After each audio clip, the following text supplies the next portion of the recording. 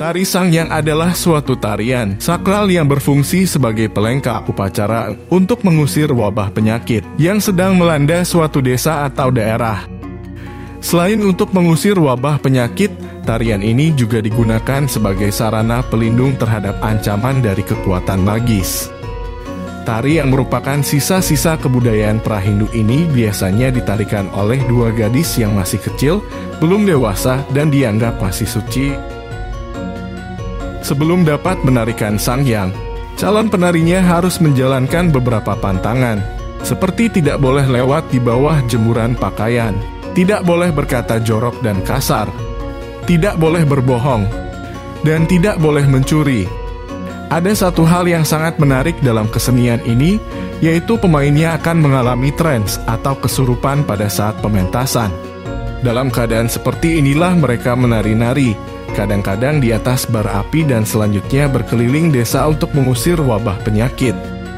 Biasanya pertunjukan ini dilakukan pada malam hari sampai tengah malam.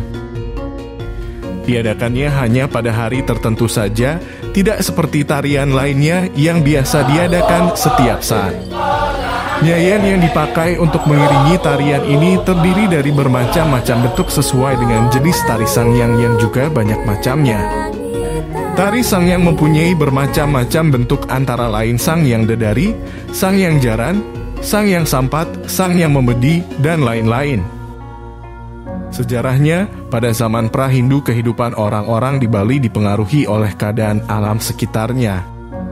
Ritme alam mempengaruhi ritme kehidupan mereka.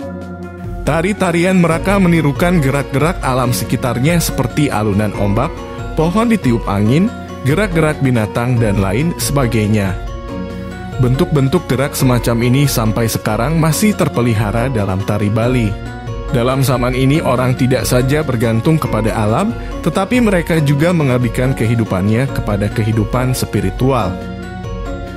Kepercayaan mereka kepada animisme dan totemisme menyebabkan tari-tarian mereka bersifat penuh pengabdian, berunsurkan trans atau kerauhan dalam penyajian dan fungsi sebagai penolak bala.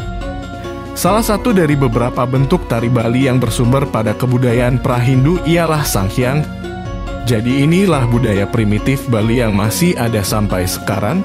Ciri khas tarian ini adalah di mana penarinya itu menari tanpa sadar diri.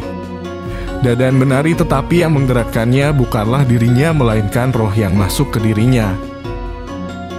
Penarinya biasanya menutup mata dan sering sekali melakukan gerakan yang mustahil dilakukan manusia. Sampai saat ini, tari Sangyang tidak diadakan sekedar sebagai sebuah tontonan. Tarian tersebut hanya akan dilakukan jika suatu desa dilanda sebuah musibah.